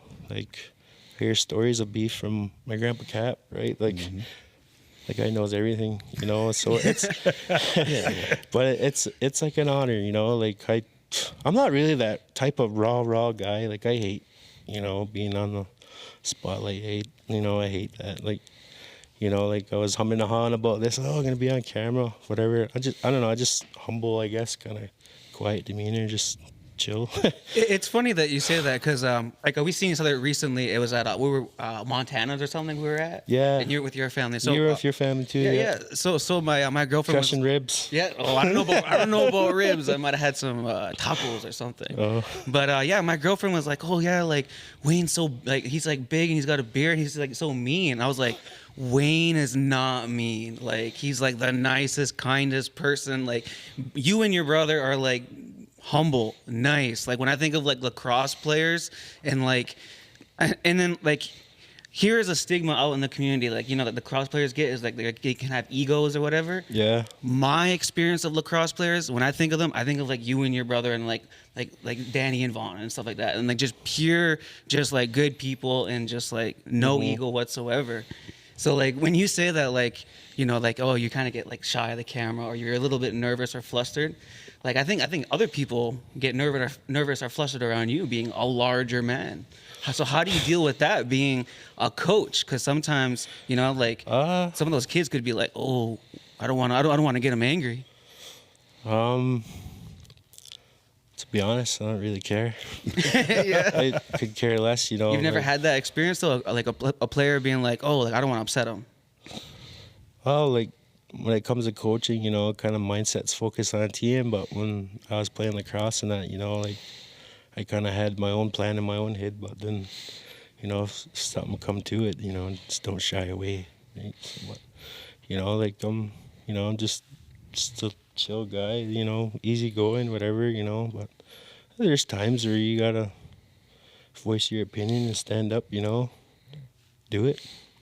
Like you said too, like Roger, Corey, Stu, Cam, everybody's kind of coached, and you know, Rebels and Rivermen and Snipers and Demons and everything. So it was kind of coaching, kind of almost the family legacy, right? Of, was that like your first time coaching? Was that U9 that a couple of years ago, or did you coach not any really. clinics or anything? No, or? before that, prior, I've actually had my level 1 coaching card since like 2007, because Kurt used to have the Arrows Express summer lacrosse camp, right? Okay, then we were playing for Jason in the summertime, and he wanted us to stay in shape and, you know, not summertime break, sit around and eat potato chips on a couch and that. So he had us go work, and we worked for Kurt, and, you know, we ran the camp, and, you know, it's crazy to think like some of those kids at that camp was like Dahoga, you know, Levi and Dougie Jameson, you know, Lane, you know, you know, then that's where we got our coaching card, and we kind of learned the ropes from Jason and that. And then really, like, after a while, was kind of just playing, right? I was young. Then, you know, Jay offered me to coach with him for field U16 way back when. And again, it was coaching Dougie, Levi, Lane. Yeah. You know, and those guys are all well-known lacrosse players now. And, you know, that was cool. You know, as an older guy, and kind of learning the ropes, kind of like, what do I do? So Jay kind of was there to mentor and see, you know, and kind of picked it up there. Then I think that was really the last time I coached. Then I had my own son after a while. Then come time, and I was like, yeah, I'll give it a shot. And nobody stepped up to coach. That's the thing. Like, everybody's kind of shy or don't really want to step up to coach, you know. And the minor system does need coaches and volunteers, you know. It's you take a lot of time and effort to do so, right? Like, you don't get nothing out of it. Like, you're not getting paid, but you just do it for the love. You know, I love the game, and I love the game so much, and I want to see the next generation be the absolute best. You know, just kill it. We had on their way up. We had a pretty good bench staff that year, though. In 2012, there was Jason and Matt Vink and Micah Kersey, and then us. So it was a learning curve for both of us. Yeah, because around that time, I was going through stuff around that time too, to be honest. Like, that's when I had the shoulder problem. I don't know if you guys remember that, right? So I had surgery, and, you know, Jay reached out and was like, you want to come coach? And they helped me get out of the house. You know, I got the stick in my hand again and was coaching those guys. And, you know, then got my mind set to it. And 2012 come around, and, you know, I got the clear to play again. And so I tried out for the Rebs, you know, and made a team. And that was 2012 for the Rebels. It was a huge year. You know, that was a lot going on that summer, you know. So, and they were hosting at home. So it was good. It was, like, I don't know, I was playing Rebels and the Arrows the same summer. It was pretty cool coming off of the whole shoulder thing, right? So kind of be adversity. So it was really a growth summer for me. What was your... Then the fall, I went to OCC with War, and we went there for 2 years. Like I said, it was awesome. What was your experience like on that Rebels team? Like, I know, I think I said it to Jake or whatever. That team was kind of like a, you guys were like community heroes type thing, right? So, like, how did it feel being a part of that team? Did you feel that how did it feel? How did it feel walking around the community, I guess? Again, I was just myself. You know, I hate being in a spotlight, you know, but I knew there was something about it. You know, it was a special group. And like you had, you know, my cousin Jake Bunbury, you know, he's part of the team. And you had Jake Kranz, right? then I had, Stu Montour, Corey Bumbry was a coach, Murray Porter, and it was a tight-knit group. Like, it was awesome. Like, we worked hard. Like, we were on the floor so much, practice and, the workouts and all that. Like, and like with going everything with Carney too, like that loss just like absolutely hit us. Like, it was crazy. Like, it still bugs me, like I don't, but like, man, love the guy, miss him. And like, he was a huge part, we were so tight, we're always hanging out. We're all brothers. We're all brothers. And like Putt, like, he's the man, like, he was helping out with the Rebels that time too. And like, oh man, and then Chancey and Cody, those guys are around too. So like, we were the spotlight of the reserve that summer, going through all that. And we were just so young. Like, we never seen that happen or anything, right? So we didn't run away from it. We didn't. We came together as one. We battled through because we were right in that series of Lacrosse, right? So like, we didn't shy away. We're just like, it kind of made us stronger, and we had no choice but to be stronger, and we had to be strong for each other, had to be strong for the community, and most of all, be strong for, Chancey, Cody, Carney's parents, like, then even as a team, for there, like, so then we went on and we won. Then Founders Cup rolled around a week later at the ILA. Again, another big thing, long week of lacrosse, right? Again, the job wasn't done. So we had to continue on, and that's what we did. And Stu, coaching staff, Corey, Muzz, they all helped. Hambone as well. He was helping out with the team. I think he was a GM/coach. But he was there, But we just had each other. During that time, like there's gotta be a lot of stress, good stress. Like, it's exciting to go out there and play. It's exciting to go out there and play in front of your whole community, but it's also could be a lot of stressfulness. It could be like, oh, like, I don't want to mess up. I don't want to mess up in front of my community. I don't want to blow it in front of my community. Did you ever feel like it was too much stress? Or like it was just too overwhelming? I guess you could say it could be overwhelming at times, but again, as a player, and I can't speak for every player, everybody's wired differently, right? Like, in those big moments, in certain games, playoff games and that, like, everybody comes together and you figure out a way to get it done, and that's what we did. And with having a guy like Stu on the bench as a coach, like, he just knew what to say at the right times, and like, just change your whole mood right between periods and that, so then again, you had leaders on the team too. That's the veteran guys spoke up, and he just went out there and did it. Would you say too that team I think that's the picture too, right? Where it's like you, Corey, Cam, like, obviously was Tyson on that team as well, Tyson Bell? Yeah. So then that picture where it's you, Jake, Tyson as players with Corey, Cam, Tim, Stu, right? Kind of winning it all as a family. Yeah, that's a great picture. It's actually on my Facebook. Has yeah, like, it's fun. It's fun winning. It's fun winning with your family too. Like, that was a great summer. Then, yeah, Tyson was just a young fella. He just, I think he played 1 year midget, and his second year he played Rebs with us that summer. Mm-hmm. So like, that was a huge growth year for him. And we had Timmy on the bench too. He come aboard later on.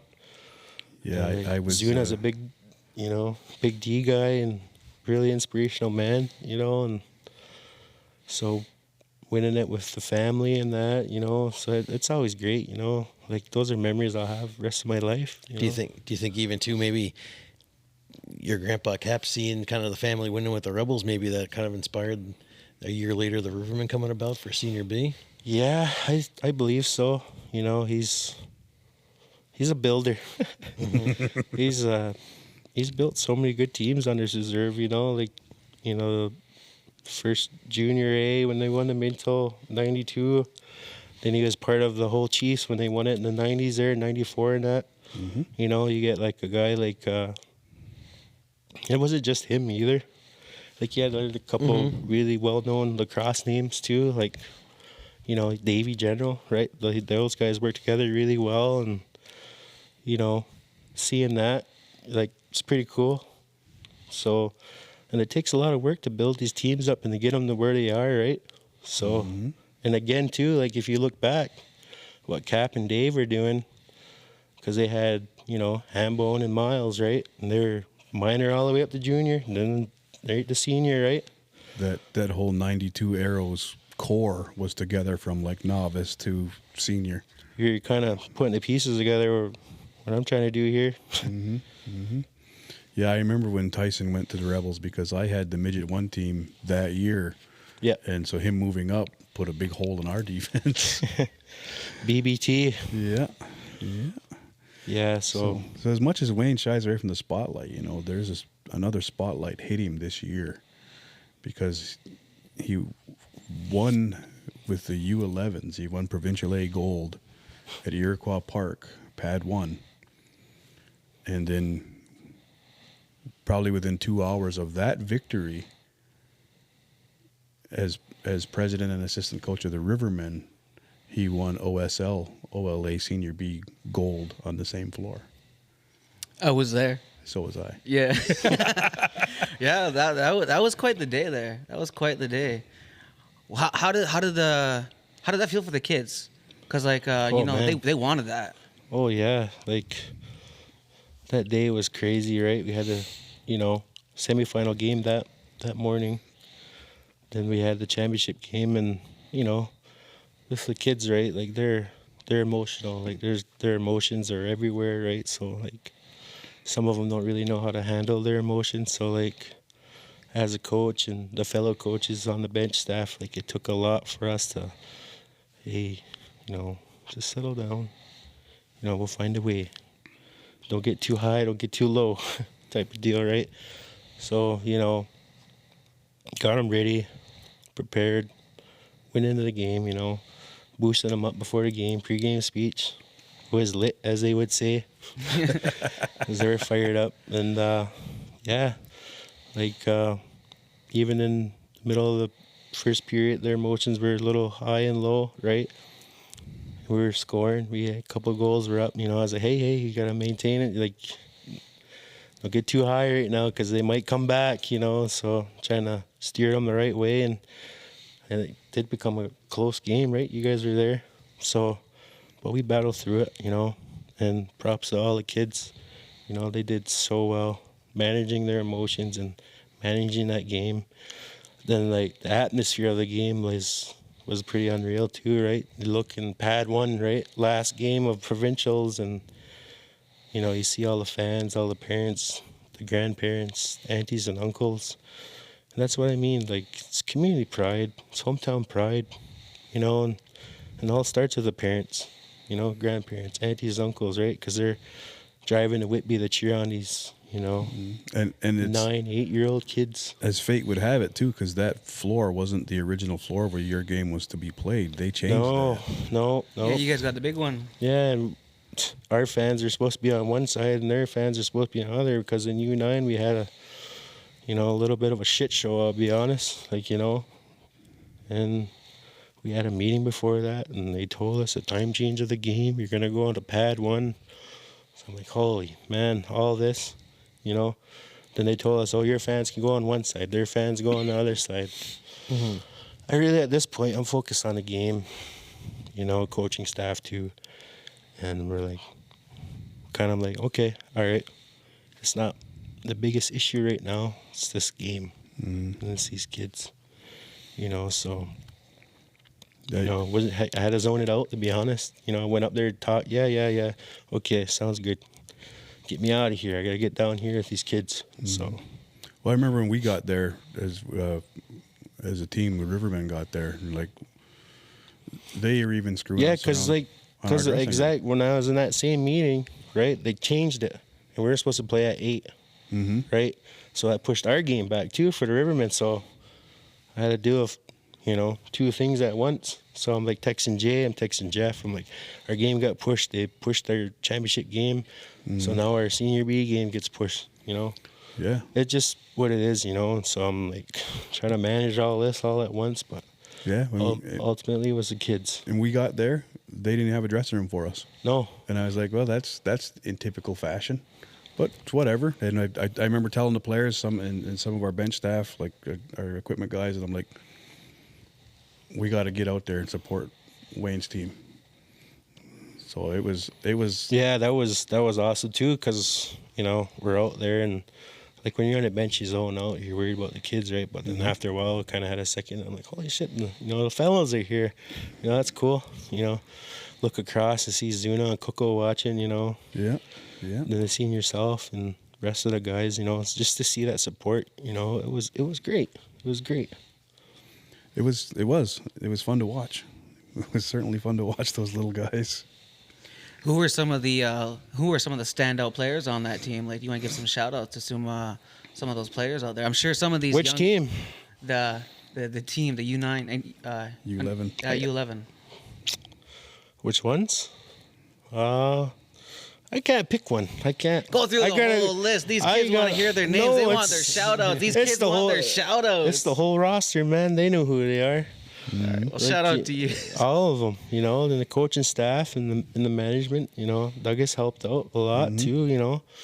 Then ultimately too, another big thing is, you know, the parents. Like I said, commitment comes first, and it starts with the parents.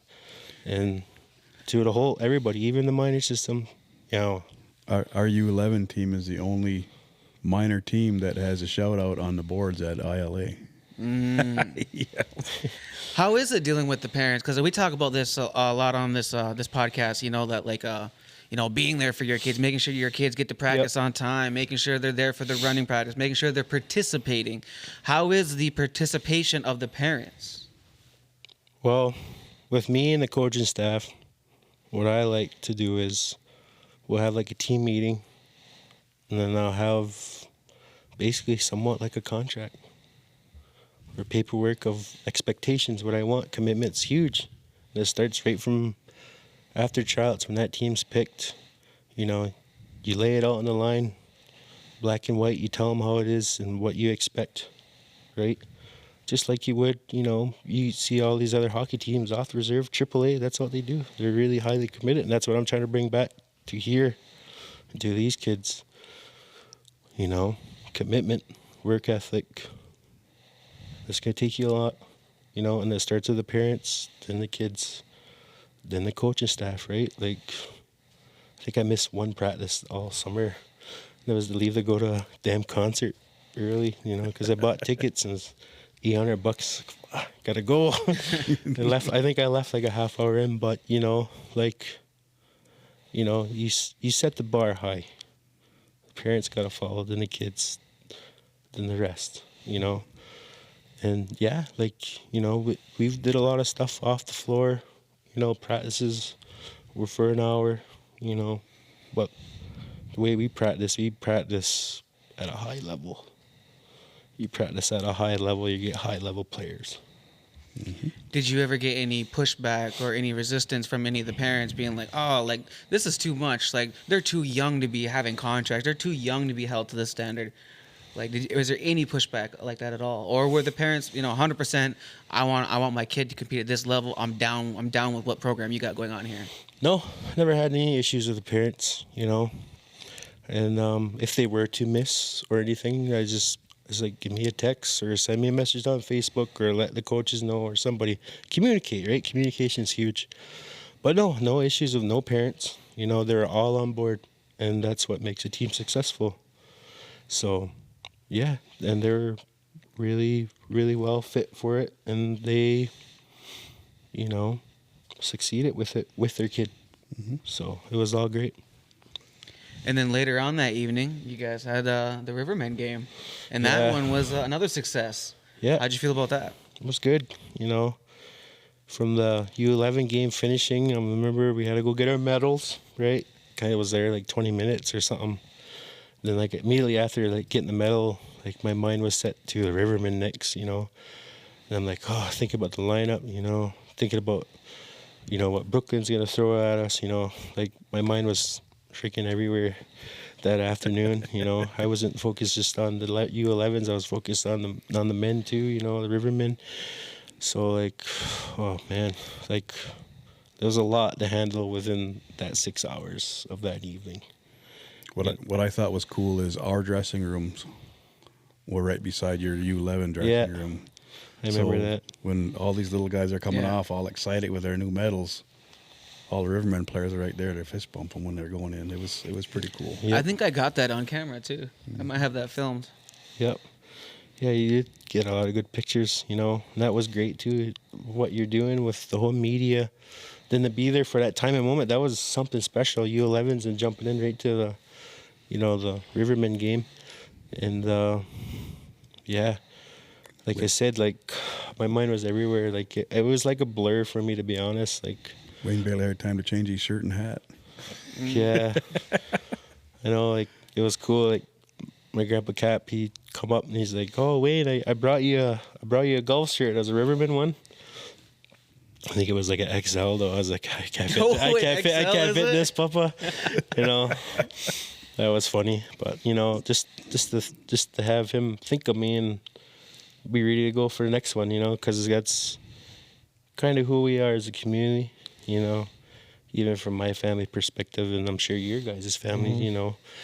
You know, I think that's what Six Nations is. You know, it's a blue collar work ethic that we have here. You know, lunch pail. You know, type of community, type of lacrosse teams. You know, meat and potatoes, really. Meat and potatoes. Yeah, that's all I grew up on, as you can tell. But no, that's what I mean. Like the work ethic and having that instilled in you at a young age, right? You probably went through it with the men you grew up with. You know, your family. Same with you, Jesse, right? Myself too, right? Because my Bombury side, you know, they're all iron workers, right? My Grandpa Cap and my Uncle Wes. And my hillside, they're just, you know, all framers, right? So like they're working outside in all different weather conditions and all that, and never said no, still show up, ready to work, ready to go. And that's what I'm bringing to these lacrosse, you know, to these little guys coming up, and even to the Rivermen too, you know. That's what it was based off on, you know, a blue collar mentality, you know. Like you look at the Rivermen, nobody's throwing bucks at us, nobody's getting paid, you know. We don't have the fanciest stuff. We got red helmets and gloves. I think some guys still got gloves from 3-4 years ago. Mm-hmm. You know, some guys still got their helmet from 3-4 years ago. Yeah, exactly. And cages are all rusty. Probably Mel's.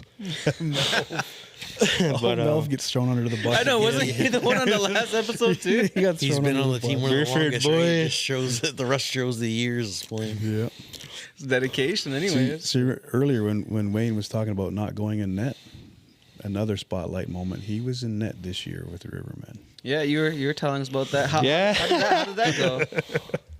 I don't know. I don't think Warren would be in Halifax right now if I got some. Nah, I'm just kidding. It was funny too because the team we were playing against was Innismore, and their main goalie My was boy Hutchie. Yep, Hutchie, and Hutchie plays with Warren in Halifax. Yeah. So we didn't have a backup goalie, and Yeah, because I went into that game and I'm like had Duber's pads on. Oh, that's Warren, by the way, and and I threw him on. You know, went into the warm up. You know, and he's my twin, man. I know how he warms up. I did the exact same stuff he would do in warm ups, and you know, I see all those guys looking back in their warm ups. I didn't take my helmet off or roll it up or nothing like that. I just in Duber mode doing all these stuff. You know, it was pretty funny. I was just trying to get at him, right? Just kind of fuck with them, to be honest. Yeah. And sure enough, after the game, I didn't get in the game. Freaking Elon. No, but yeah, we shook hands after the game, you know, and freaking Hutchie at the end of the line. Heck, man, I thought you were Warren for sure. You know, like, he's like, you had us all psyched out. We were talking in the room, and you know, I was laughing. You know, it was a pretty good joke. You know, it was good times. yeah. How was college lacrosse for you? I know you went out and you definitely traveled. Yeah, traveled to Syracuse. Went to OCC for 2 seasons there, 2 years. And that was right after the whole 2012 season there with the Rebels, you know, so it was crazy. Founders happened. Then literally weeks later, all right, packing up, you're going to OCC, you know. So it was good, you know, going away to school. The biggest thing was it was a culture shock. You know, where some guys like Randy Stotts was there, Quinn Paulus was there, Rod Squire was there too, you know, and a couple other fellas too, other native boys. And but for me, like I never really left home, right? Where you had Warren and Randall, and they went to the hill, right? Then Quinn and Rod, they're already a year in with them, and me, I was, you know, first time leaving the nest, really, to be honest, you know. So I just it took me a while, you know, going to school with, you know, different types of kids, you know, different race of kids, and you know, being in the city, and so I was just kind of like, holy shit, what I would get myself into, you know. Then going to classes and whatnot, and being on a schedule, and yeah, it was a culture shock for me. But everybody's different, right?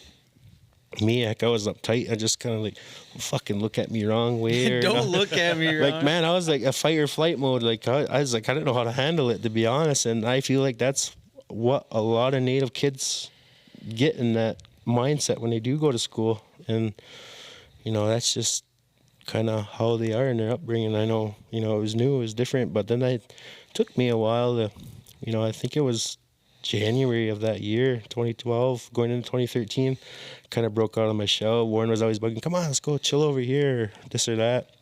But I always, I don't know, I didn't. I was kind of isolated myself a little bit for whatever reason, just going through stuff. But, you know, the guys on the team like Randall and Warren, they're a big help. They're like, come on, let's go.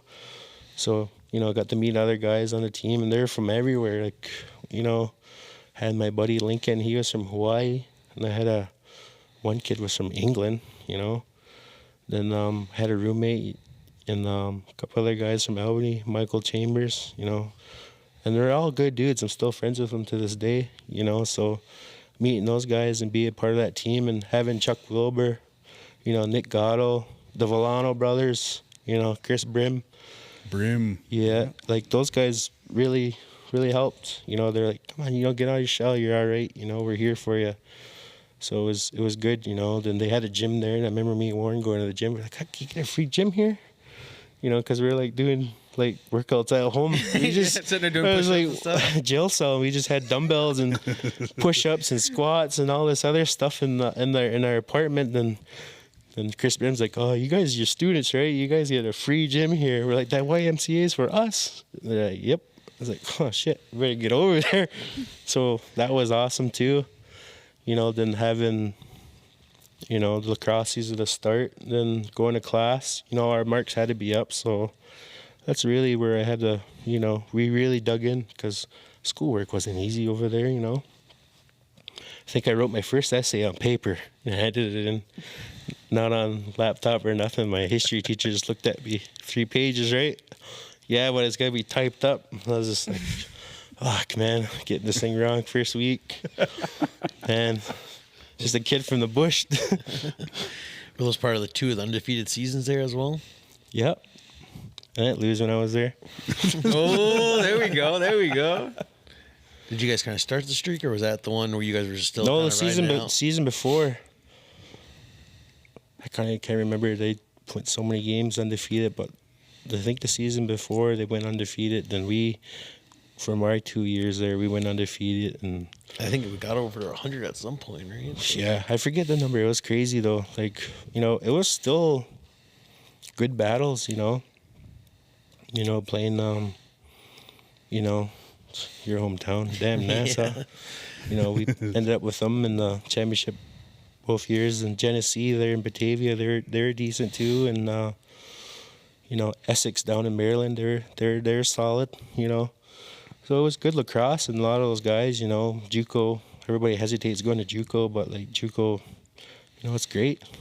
Then after the rules that come out now too, you go there for 2 years and you go play there for 4 years at a D1. I was like, I'm available. I got 4 years. I can go play. I'm available. There was even talks now that they're going to let guys play 5 years of eligibility too. So almost we would have played 7 years of school. I could have really been a doctor. Damn, I know, right? Yeah. What were you That's going to school crazy. for? Like, you have to go to school. I was a don't history they? major. Oh, history major? Yeah, Okay. I have loved history. I still love history. More or less along our people, like Iroquois history, indigenous studies. I grew up as a history dude because like my dad Hubie, he was all into history as well, and along my family lines are pretty history too. Like my Uncle Dick too, right? All our rights and that around here. So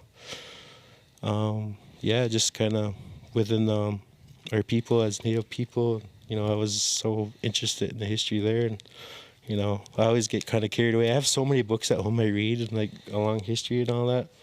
So I'm kind of a little bit of a nerd when it comes to Native history and Iroquois history. I'll trade you some of your history books for some of my Bigfoot collection. What's your perspective on like lacrosse history, the way that it's portrayed in the media? Because I'm sure that we have a different perspective of the origins of lacrosse compared to other people who are watching it on TV for the first time. Everybody's got their own perspective on it. Like, history of the game has really developed over the years, and you don't see much of the wooden stick anymore. Look at while you work in a store, look at all the sticks you see every day. Right? How many woodies you see on the racks anymore? Not really. You got Delby sticks, you got Joe Moon sticks, and even all the other stick makers, like you had Willie Logan and the Logan Specials, then you had Enos Williams, there's some legendary stick makers on this reserve, and there's other reserves out there, like in Aqui, you got the Mitchell brothers, then you got the Benedicts, when they made the Benedicts, and what else? There's tons, like there's even on the Seneca reserves. Mm-hmm. There's Etienne and Gunnisatagi. Yeah, out there too. Then, like the history of the game and the way it's going, it's just coming up to modern times, really. It's a simple game. It's a ball and a stick. You're running, but you just got different types of pads, different sticks, Some people look at the history of the game only going as far back as when what's his name, Beers first made rules. Mm-hmm. Yeah, and what is now the grandfather of the Canadian box game. Or some people will only go back as far as field lacrosse when it actually had its origins, not so much as our game, but as a college game or as a collegiate athletics. That's as far as some people go back. Yeah, it's changing all the time. I mean, look at sixes. Yeah. It was field. All right, let's crunch it in and make it smaller. In backyard. Yeah.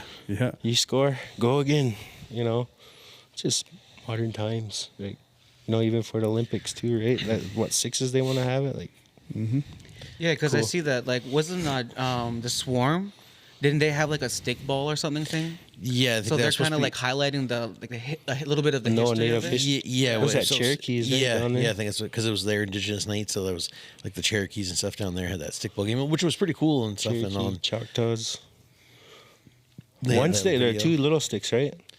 Yeah, they had the two. Because in you figure the Rock, Kevin Sandy will set up like the Haudenosaunee and the Ojibwe, and then they'll have them with the different sticks, and then he has the kids play versus each other during halftime of their I remember Indigenous playing night. ding ball at Isle Thomas and like grade. Yeah, that's grade 1, 2, 3, 4, like stuff like that. Mm-hmm. But yeah, like I feel that like especially with the time right now, and like you have more Indigenous people on the forefront, that history could be told. And then like your family has like such a history with lacrosse, than you being like a historian, it'd be a great story to tell. Yeah, I keep tabs on a lot, like down the lines, and with the family, like people only see like my grandpa Cap, and like there's Corey and Cam, Roger Weiss, Stuart, but like there's more to it. Like I got an Uncle Jake, great Uncle Jake, like he's in the Hall of Fame as well.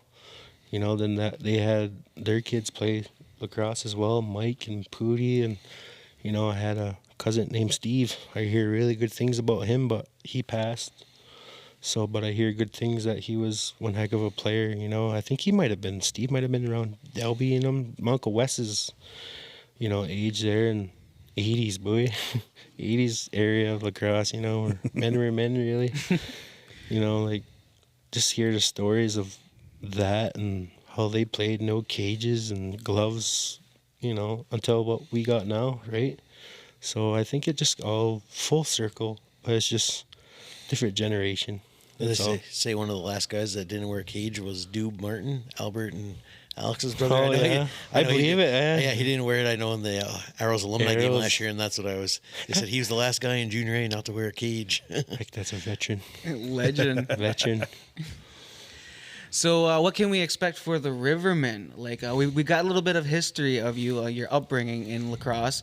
Let's get into coaching now. The Rivermen. How has that experience been? You are like the president, right? The actual Yep. the term, right? Because you're the general manager. Are you the coach? How does it work? How does it work here? Like where? I'm the president right now. Then, you know, I got on the bench last year as well. You know, and then it's just like so many roles. Like it's just so much work goes into one team. You know, like I wanted to keep playing, and just the timing wasn't. You know, I don't know. You know, Corey and them stepped away to Arrows, right? And my grandpa Cap, he's getting older in age, so he kind of wanted to pass it off, and he approached me and asked me, and I was like, yeah, of course. Like, man, I've been a part of this team since 2014, you know. So, you know, stepping in and kind of filling those shoes the best way I can and however I can, you know. And it's just all about competing, right? You know, and for having the guys on the squad, you know, the ultimate goal every year is to get to the President's Cup and winning it.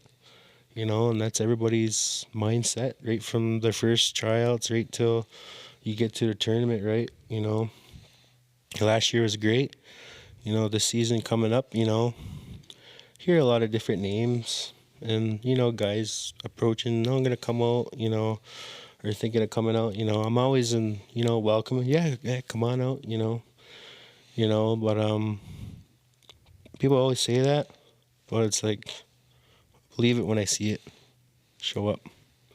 You know, and that's the thing. That's commitment as well, too. Like Jay knows the commitment of this team, you know, and it goes a long ways, you know, and people are always like, oh, you guys, this, that, another, you're having all these dances. Well, we're trying to get this team going and keeping it going, right, and fundraise however we can, you know, just so we can compete, you know, and with the Rivermen too, it's a development for guys trying to make the jump to Senior A or to NLL, you know, and we're here to push that, and we want the best for them, and we want to see them. We want to see them go to Senior A or to NLL, you know. You know, some guys might have been out of the NLL for a couple of years, and they're coming here to get their feet wet and get their bearings down, and you know, to reach that level again. And you know, we're all pushing each other at practice and in the games, you know. So I just want the best for all those fellas too. Who were some of the standout players this year? Again, they all were. There's gotta be a couple You standout know, for like you. our goalies, they always do awesome, you know, like Dusty and Elon, and you know, brought Hutchie along too, you know, just trying to make the push, you know. You know, goalies are the backbone, and with our defense too, you know. Well, they got goalies. They got the lowest goals against average for the year. Yeah. So we did something right. Yeah, Like you said, the Rivermen pretty much have been in every President's Cup almost since they've been around. yep. Been in every OLA final since the team's inception. Yeah. Mm-hmm. Yeah, since the team started in 2013, and we're well our way, and we established our name amongst senior A in Canada. How does the conversations usually go? Like, let's say if you're looking to acquire a player, or if someone's looking to get a player off you, like, how do those conversations kind of like start? Or are people more likely to approach you, or are you out there like scouting? Are you out there looking to acquire players? I don't know. Our eyes are always open at times, you know. But with, you know, players, you know, going here or there, or if we ask about a player, like, I'm more of straight to it. Don't beat around the bush. I'll just go out and ask, or me and Jay will have conversations, or me and Jeff will have conversations, and just go right to it and ask them, you know. And that's how we were able to get Hutchie to come by last year, you know. And like I said, it's just building up to compete and ultimately win the President's Cup every year, you know. And had a lot of veterans on the team, you know, and those guys are all awesome. You know, then we had young guys coming from graduating from junior, you know, and they want to make the push to develop and, you know, and I thought they did well. All the rookies that came up this year, you know, the 2 Windsor boys, and we had Rossi, you know, they did really well. And, you know, we had some new faces. You had like Zach Haywires come along, you know, he helped a lot, you know, and, it's the whole team, like our whole D, man. Like Rivermen are known for our D. Like you get Jake Kranz and, you know, having Tyson Bombery come along. Yeah, you got like Moogie, you know. It goes a long ways, and we're a tight knit, you know, pretty close team. Like through all the guys, not just offense, defense, or goalies. Like we're all come together. You know, we're all brothers. You know, the men. You know, we're all men about it. Was there ever, do you ever see a time, or has there ever been a time where like there's been a large pool of talent come up where it's just like, we might have to get rid of some of these vets because there's a lot of talent coming up? I don't know. Well, not until the time comes, right? Like, I can't really say what will happen this year, you know, because there is a lot of guys coming up, or, you know, but they have different situations. You know, I might have a vet guy say, oh, can't really pull her off this year, or, you know, I got work commitments or I got family commitments. And I understand it's life. It happens, you know, and you accept it, move on, and try to fill the role. And it's happened numerous times throughout the Rivermen, you know. Guy might get a job, he's got to go here, or he's trying to build a house, you know, or he just had a kid, got to take time off. You know, that's what I mean. Like, this is Senior B. Like, this is a working man's league here. You know, nobody's getting paid, so you know, you're playing off of hometown pride. You know. Well, another thing too, like Wayne had said earlier, is believe it when we see it. Like, our phones go off just before Christmas. I'm coming out. I'm gonna bring this guy out. I'll be out. Blah blah blah.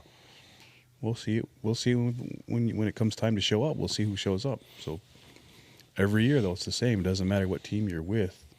Every year you get 10 or 15 people or 20. So I'll be out next year.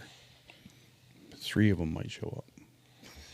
So it's hit or miss. There could be a humongous talent pool saying they're coming in, and because of whatever happens from between now and tryouts, they might not be there. Okay. And then like, so you see like what's going on with the NLL with like the Tyson situation, right? Mm-hmm. Has like, and I know the NLL is definitely a jump from like Senior B. However, like, have you ever had that conversation with like a player being like, "Hey, man, you can't be swinging that. Can't be swinging at refs. Can't be swinging at players. Can't be swinging at fans."